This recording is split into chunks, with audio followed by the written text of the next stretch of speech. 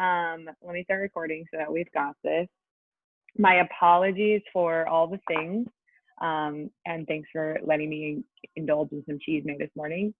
I am sending 4 links in the chat. The first one is attendance. The second one is today's Canvas page.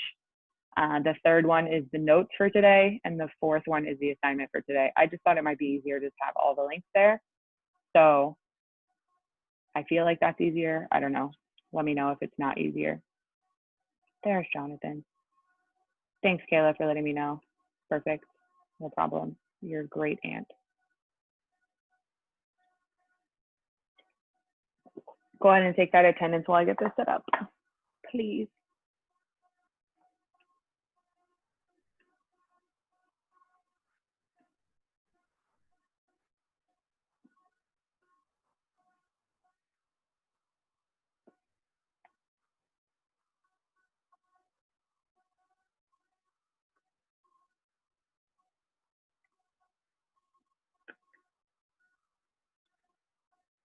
Today is National Just Because Day. So excited. I thought it was going to be I thought it wasn't a real day. And then I was like, this is stupid. I don't like this day. And then I started reading more about it and I was like, oh, this is actually kind of cool. So National Just Because Day, it's like a day to do things. You can celebrate it however you want, just because. It made me want to, last night when I was very tired and thinking about waking up in the morning, I was thinking, just because I'm awake doesn't mean I'm ready to do things. Like this cat, I'm feeling how this kitten is feeling. This face is how I was feeling this morning at 9 a.m. It is National Just Because Day. Because we're starting a little late, I will hope that you'll do this later. But at some point today, you should text or email someone and let them know that you appreciate them. Just because I was thinking I was gonna send a couple of text messages to people that I haven't talked to in a while, just to say I miss them, and just because, National Just Because Day. Let's do it. Okay, you have a couple options during the notes time today. As many of you guys saw, I sent the video out last night in order to let you do the notes via video if you want. Did anyone already do the notes? Can you throw me a thumbs up if you've already done the notes, or a hand up? Cool. Okay, so a few people already ready to rock it out, and you've already got the notes. You can just work on the assignment. So you have 2 options for right now during the notes. You can stay in live action if that makes the most sense for you and you want to learn what's best for your brain is being able to ask questions and kind of pause, and I hope it's a little bit more engaging. If you would like to be team video, you are more than welcome to be team video. That just means that you learn from the video that I made. It lets you play, pause, and do all that. You can play and pause the video as necessary, but it does mean you have to kind of wait to ask questions until later. And so you can choose which one is best for today. I'm gonna go ahead and throw this attendance back in here, just for anyone who hasn't done that yet. So I want you to choose what's best for your brain. If you are team video, you are more than welcome to peace out from me right now. When I say peace out, I mean just ignore me, stay on the call in case we have any changes to make, or in case, I don't know, maybe there's a fire drill or something. But that was a joke for your morning. Okay, there won't be a fire drill, I hope. No one will be kicked out of their classes. I mean, out of their houses by fire. That'd be bad. So if you are live action, we are gonna jump in.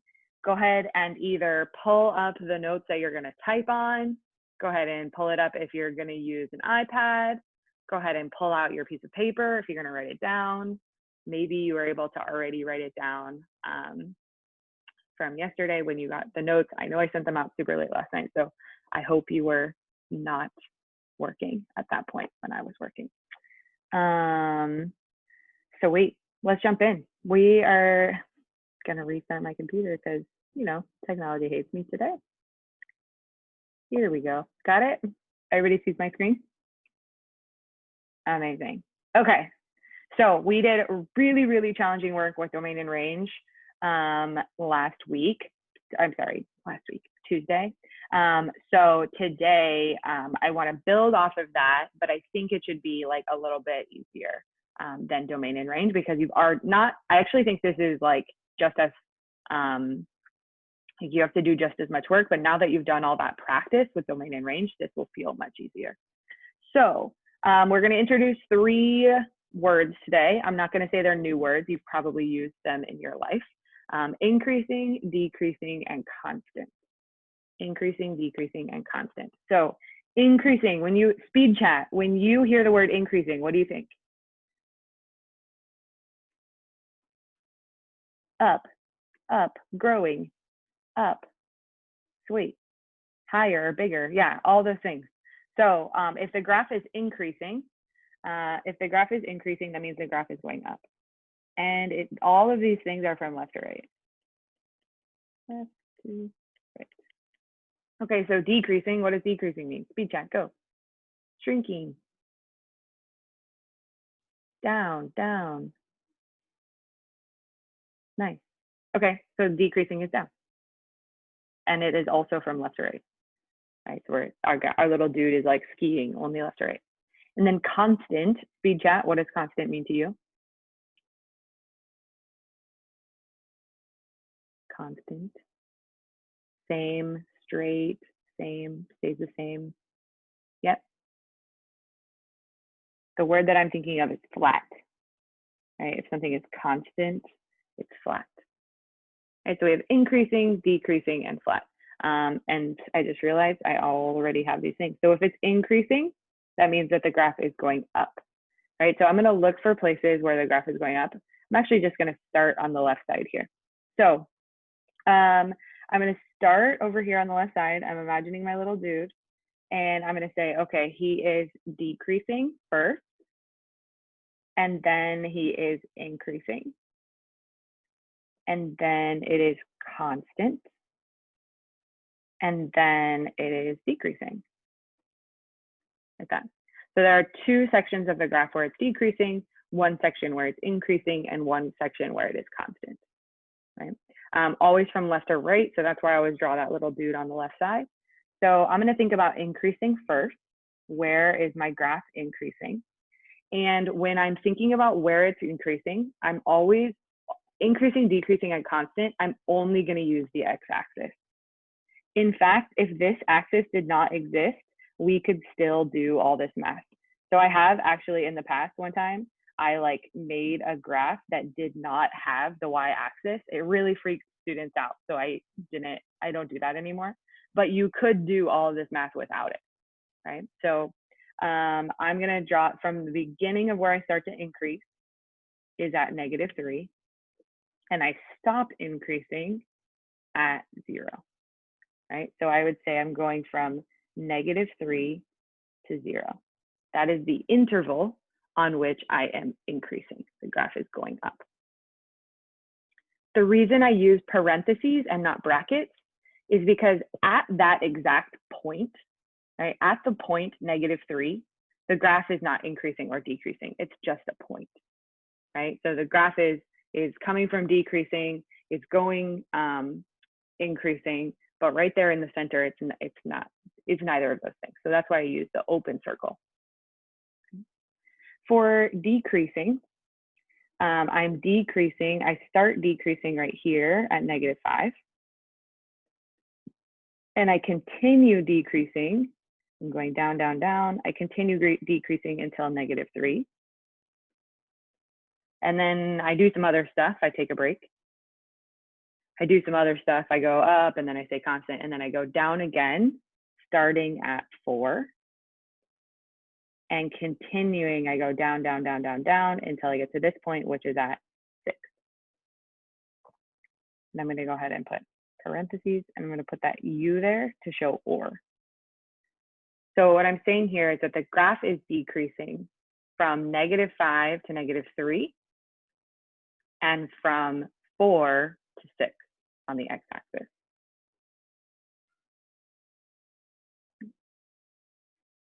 And then go ahead and write the interval. Go ahead and try to write the interval. We'll do a type and weight here. So go ahead and type and weight the interval for constant.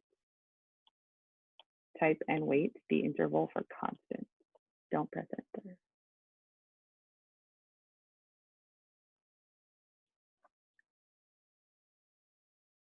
Type and weight. So the interval for constant. Go ahead and press enter on the interval for constant. Yeah, I'm seeing tons of 0 to 4. Absolutely. We're going from 0 to 4.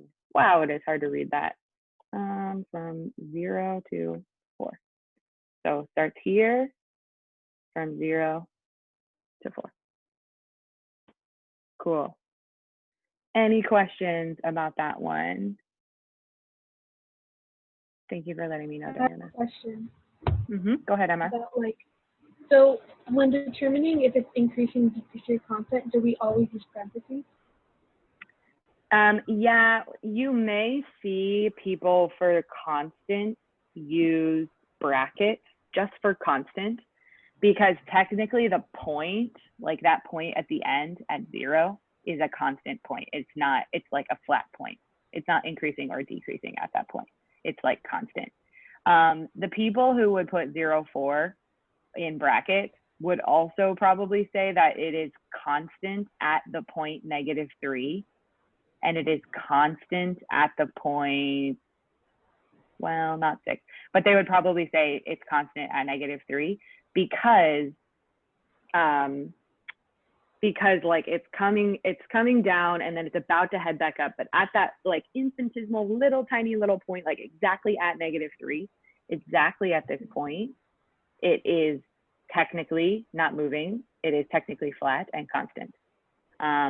That is much more complicated. That is like Calc 1 or Calc 2. So we're not going to focus on that. So for our purposes, we're going to use parentheses for increasing, decreasing, and constant. Does that make sense? Yeah. Thanks, Emma. That was a great question. Cool. Increasing, decreasing, and constant should be good to go there. I'm going to go ahead and move on. Is there anyone who has a question for me before we move on?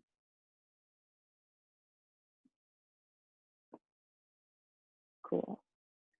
And my Wi-Fi dropped. Okay, there we go. All right, there are 3 other ideas that we are going to talk about today, which is this idea of, is the function, it says on what intervals is the function equal to 0? On what intervals is the function greater than 0? And on what intervals is the function less than 0, right? So when it says, is the function equal to 0, right? They're talking about, anytime that it says f of x, they're talking about the y-axis. So where is the y-axis equal to, where is the y equal to 0? It's on the x-axis, right? Like, where is it flat? So when it says, where is f of x equal to 0, they're talking about where is it touching the x-axis. So I'm gonna think here, I'm gonna say, okay, here's the x-axis. At what points is it touching, or intervals, is it touching the x-axis? I would say there's one point here at -3. What are the other points? Go ahead and speed chat. Yeah, 0 and 6. Absolutely, those are my 3 points. So I can write this in 2 different ways. I could say x is equal to -3, 0, 6. That's one way I could write this. Or another way I can write it is in set notation, which is this squiggly line. And we put -3, 0, 6, and then it's the squiggly bracket. I cannot do them. I can only do them in like large motion. So I just do like a little squiggly. It's my one mathematical flaw. Just kidding. I have lots of mathematical flaws, but the one that is the most annoying is not being able to draw the squiggly bracket. But we can also write them like that. So 2 different ways of writing them. Those answers mean exactly the same thing, and they are equivalent in their like rightness. They're both correct. All right. So that is where f of x equals 0. So then I want you to think about this and go ahead and type in weight. Type in weight. Where on the graph would we look if we want f of x to be greater than 0? Like, where are the f of x's? Where's the function greater than 0? I'm going to type in weight.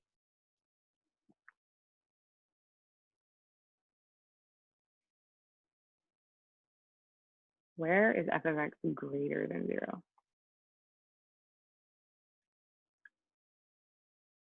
Go ahead and press enter when you're ready. See a few numbers for individual points.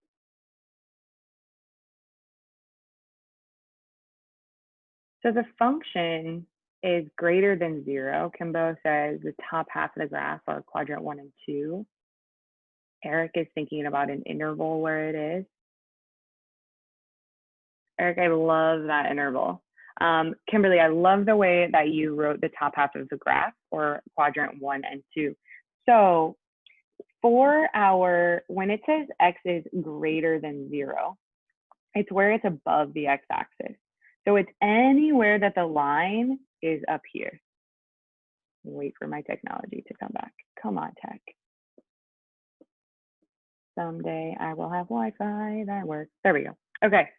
So it's anywhere that is above. So anywhere in that red space is going to count for being above the x-axis.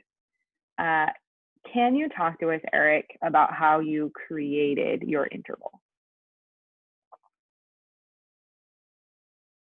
I just looked at the x-axis and looked at every point where it touches the line. So anything below that is not valid. So I went from -3 to 0 and touches the line.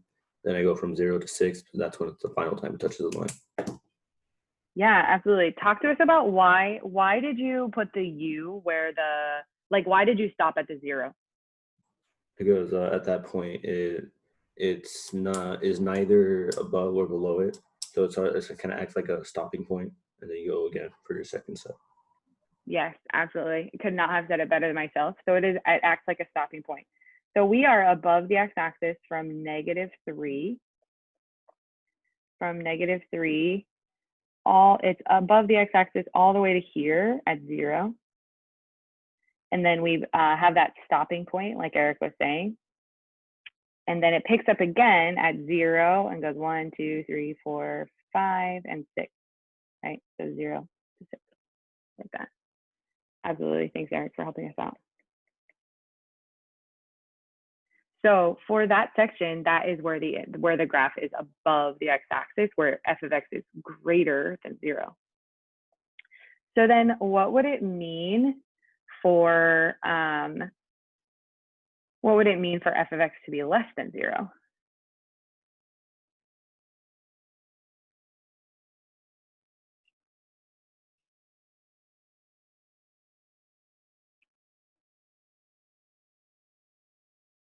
It would mean that it's below the x-axis, right? So if it's going to be less than 0, would be below the x-axis. So then we're going to think about any times that we see that happening. So here at this section over here, and then this little part over here. Right? So again, we see two places where it is below. And so I would say, okay, so it starts at -5. And it's below the x-axis until it gets to 3. -3, sorry. And then it's above the x-axis, it does all that business. And then at the very end, it comes back down from 6 all the way to 7. And I didn't put any brackets or parentheses because I want to think about this. Is -5, the point at -5 over here, is that completely below the x-axis, the -5? This point is at -4, right? It's totally below the x-axis. It will always be below the x-axis. So we're going to put a bracket right here, because that point will always be, it is below the x-axis. It will always be below the x-axis. At -3, when we get up here, at the exact point -3, it is on the x-axis. It is not below. And so I'm going to go ahead and put the parentheses because -3 is not included. -3.1, -3.01, -3.001, like right below, it is included, but not -3 itself. And then put the U because we took a little break, the or. And then same thing at 6, it is on the x-axis at 6. And so at 6, it does not count, right? At 6, it does not count. Yep. But at 7, it is 100% below. So I'm going to put a bracket there. Galilee, talk to me. So you put a parenthesis beside the -3, but when you did the other ones where it was on the x-axis, you put a squiggly line. And so I don't understand why you put a parenthesis instead of a squiggly line. Yes, good question. So the squiggly line is denoting that the squiggly bracket is denoting that these are individual points. So for the where it's equal to 0, it is only equal to 0 at -3, at 0, and at 6. Those are 3 separate points. When we use brackets and parentheses, we're talking about the space in between those points. So this part here, is saying from -3 to 0, and or from 0 to 6. That is where we're above the x-axis. And down here, we're saying that it's below the x-axis from -5 to -3 and from 6 to 7. Up here, when we just have these squiggly brackets, we're not saying from -3 to 0 to 6. We're not saying about the distance or the interval. We're just talking about the individual points. And that's when we use the squiggly brackets, which I believe are called ellipses, but I'll have to look that up. Got it. Thank you. Yeah, no problem. That was an amazing question, Gally. Sweet. Any other amazing questions or basic questions or bad questions? I'll take bad questions. I have one. So you use the parentheses when it's like, wait, okay, so you use the bracket when it's like true to the equation. So it's going to be less, so -5 is going to be less than 0 if you use the bracket. But -3 is hitting the 0, which would mean there is a constant, so that's why I use parentheses, right? Yes, Okay. exactly. So Yeah, parentheses means not true. Parentheses means not included. So bracket means included or true. Yeah, you can use the word true. And then parentheses means excluded or not true. So basically what I'm saying here, and this is a good place to use this as an example. Try to clean up my graph here. So at -5, we're below. At -4.9, we're below. At -4.5, we're below.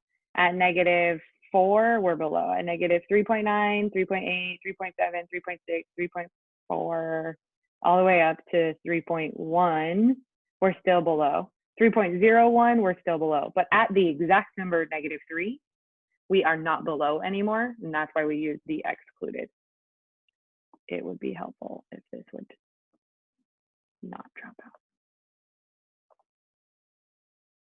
So at this exact point right here, right, at the exact point -3, there's like an open circle there. We're no longer below at -3 itself. But there is a closed circle here because at that point we are below. We're like way below the x-axis. Good question, Emma. Any other good questions? Okay. For today, we are going to practice increasing, decreasing, and constant, as well as touching the x-axis above and below the x-axis, greater than, less than, or equal to 0.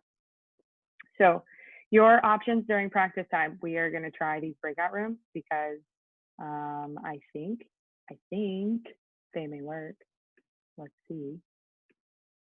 Haha, I think they may work with your friends, but they also may not work. So we'll figure it out.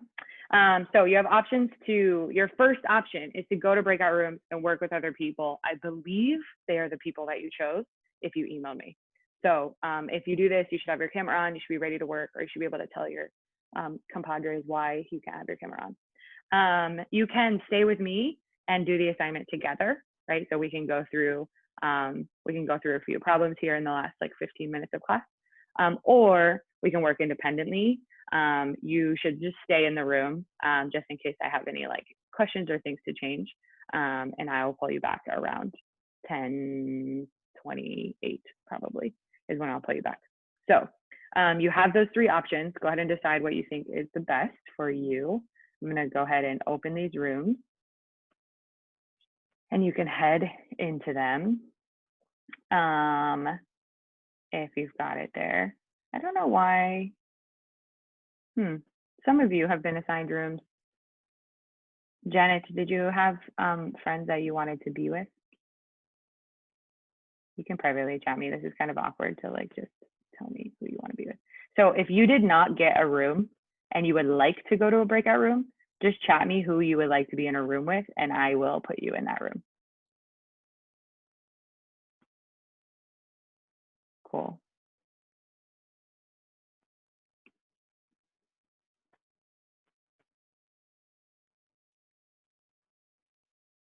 All right.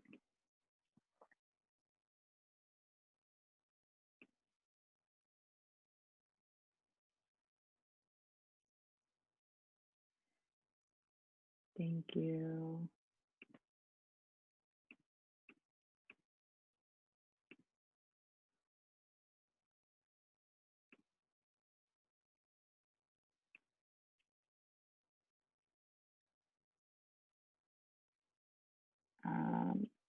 Miriam, give me one moment.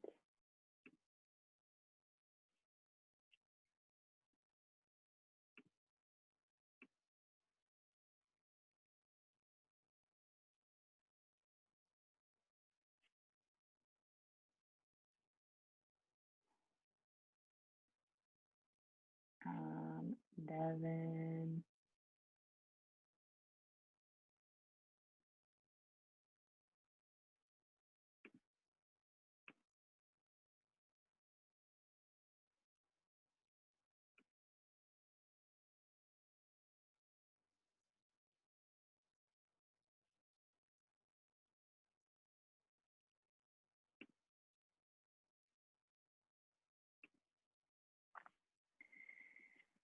And Emma.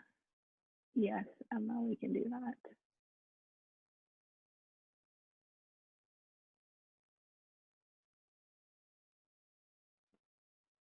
Sure.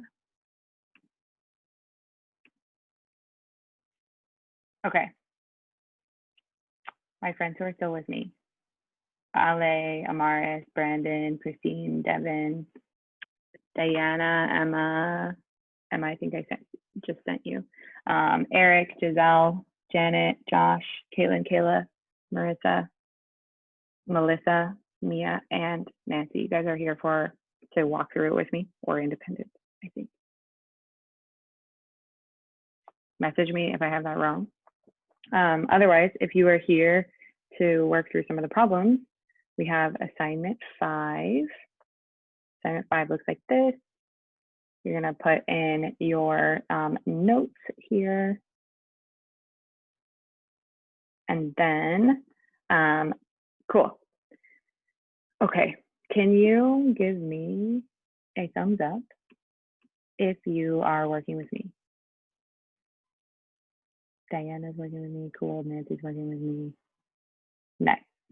Okay, team. Feel free to blow me up in the chat. Thanks, Josh, for letting me know. Cool. All right. So in this one here, f of x is the blue line. So this blue line is f of x. And g of x is the red line. So g of x is the red one over here. I like to label them on the graph because the words for me sometimes get confusing. So the first question says, on what intervals of x is f of x increasing, right? So we're thinking about where is the graph going up? So if I'm thinking about f of x, here it's going down, so that doesn't count. And then it starts going up, and then right there, it stops and it goes down, right? So from here, that's increasing.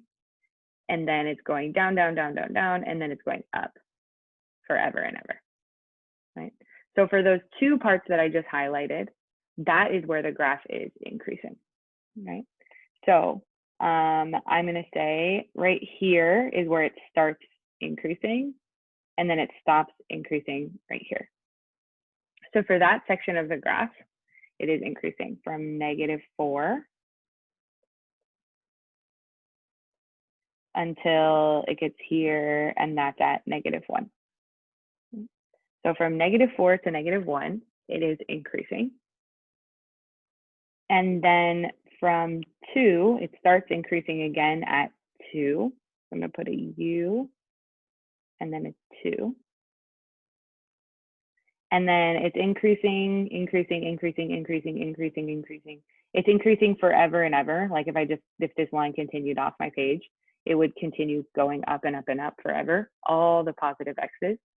So we're going to increase, we're going to go to positive infinity. So I'm going to go ahead and put infinity right here in parentheses. Right, so that's where I am increasing. Okay. So f of x is increasing. Number 2 says, on what intervals of x is f of x decreasing? So now I'm looking at the blue graph and I'm trying to find out where it is decreasing. So if I start at this point here, I see that it's going down, down, down, down, down until here. And then it goes up a little bit, and then it goes down, down, down, down, down, down, down, right there. Right, so for that orange section of the graph, from here, all of this part of the graph until right here, it is decreasing. Right? So from -7 until -4, it is decreasing. And then at this point, which we know is -1, until, coming down here, until 2, it is also decreasing. Let's put that U there.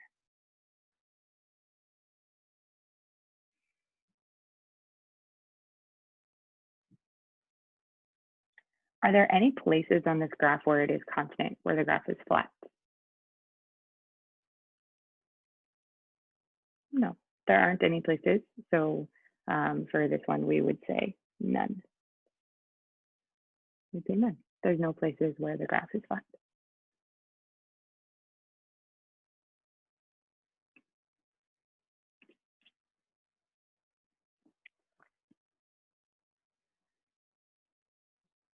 All right. So for numbers 4, 5, and 6, it's the exact same questions, but in this case, they're asking us about g of x rather than about f of x. So we're not going to look at the blue line anymore. We're now going to look at the red line. So let me go ahead and clean up our graph a little bit here. Cool. So in this case, we're going to talk about g of x. I want you guys to go ahead and try numbers 4. Why don't you try number 4? Like, where is the graph increasing? Try number 4. We'll go over it in a little bit.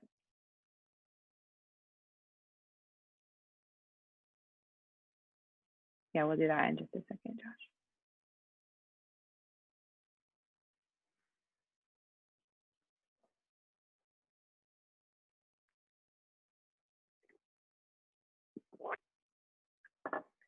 So for number 4, if I'm thinking about this from the left side, I'm increasing right here. And then this is constant, so that doesn't count. And then this is decreasing, so that doesn't count. So there's just one place where it's increasing. It's just this left side of the graph here. So if I'm thinking about this graph, it's going down and out forever. So it's coming in from negative infinity on the x-axis. So we're coming in from negative infinity. And it's increasing, increasing, increasing until it gets to this point right here. And at that point, the x-axis is -5. So we'd say -5, and that is the increasing interval. There's no other one because the red line doesn't increase again. There was a specific question on numbers 7 and 8, so let's talk about those ones real fast. Let me clean up my graph. Okay, so for the graph, it's asking us for what values of x is g of x equal to 0. So remember, where it's equal to 0, that's where it touches the x-axis. And we're working with g of x because it tells us g of x. So they're really asking, where does the red line hit the x-axis? So this is because it's asking for g of x, so that means the red line. And equals 0 is the x-axis. So I'd say the red line hits the x-axis right here, and then the red line hits the x-axis again at 10 over there. So there are 2 answers here. And since they're just individual points, not intervals, I'm going to put the squiggly bracket. So I'd say at -7 and at 10. So that is where g of x, the red line, is equal to 0. That's different from number 8, right? For number 8, we're still talking about the red line because it says g of x. But in this case, it's asking where it's less than 0, so below the x-axis. So less than 0 means below. So I'm going to be thinking about where g of x is below the x-axis. And I would say, okay, well, it starts below, and then right here, it stops being below and it starts being above. So above doesn't count, above doesn't count, above doesn't count. We only want to think about things that are like down here on the bottom, right? So the graph never comes back on the bottom. And so we would say, okay, it is only below in this section here. So I would need to say, like, what is that interval? That interval is coming from negative infinity. And then it's coming up until it gets to here. And at -7, it stops. -7, it stops. It's no longer below the x-axis.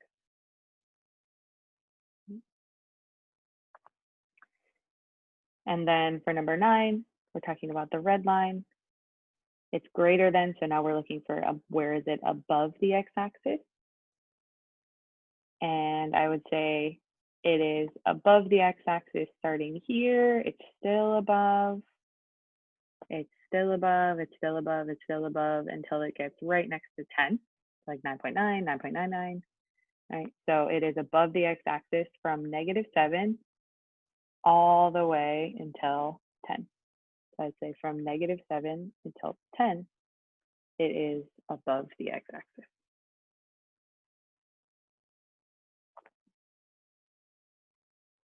Josh, does that feel like it answers some of your questions?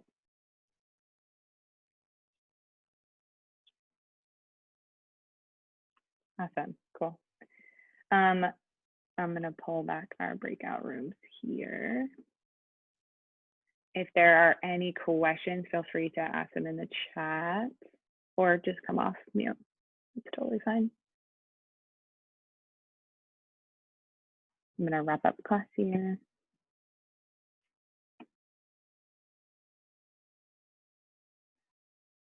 Cool. Give me just one moment, please, as we get our friends back from the breakout rooms. Welcome back, everyone, coming back from the breakout rooms. So okay, team, so today we learned about increasing, decreasing, and constant. And we also learned about being above the x-axis, below the x-axis, and equal to the x-axis. We went through assignment 5. It has 2 parts. Part 1 is this first section that we are working on, and part 2 are some critical thinking questions. It is okay if you don't feel confident about them, but I do want you to try and answer each of these questions from 17 to 20.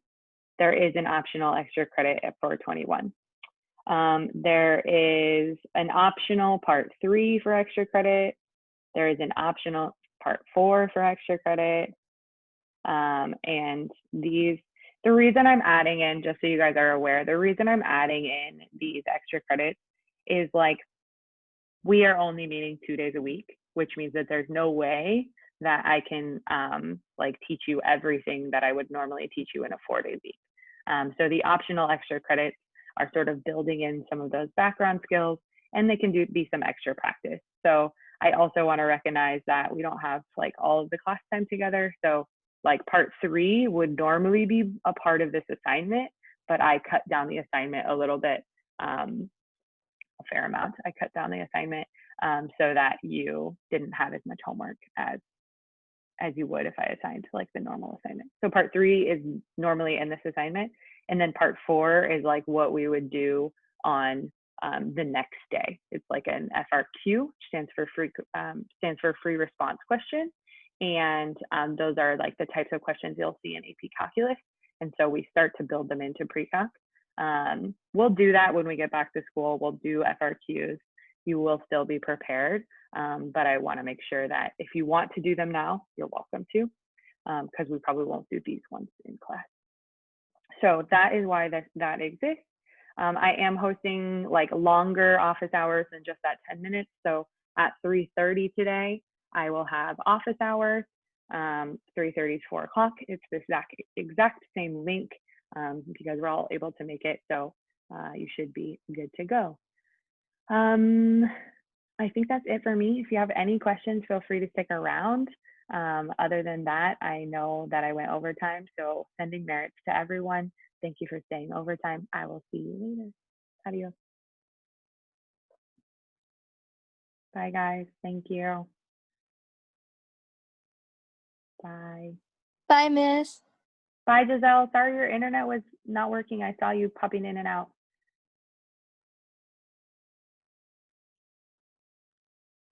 Bye, guys. Goodbye. Galilee, did you come late or did it like pop you out? I couldn't sign in because it kept on telling me I was with the wrong account because I have like a lot of Zoom accounts now. Oh, But, bummer. Okay. All right. I'm gonna try to take the authentication off. So we'll see.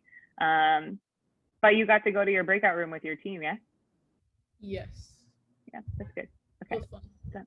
Okay. Okay. Bye. Enjoy your day. Bye. You too.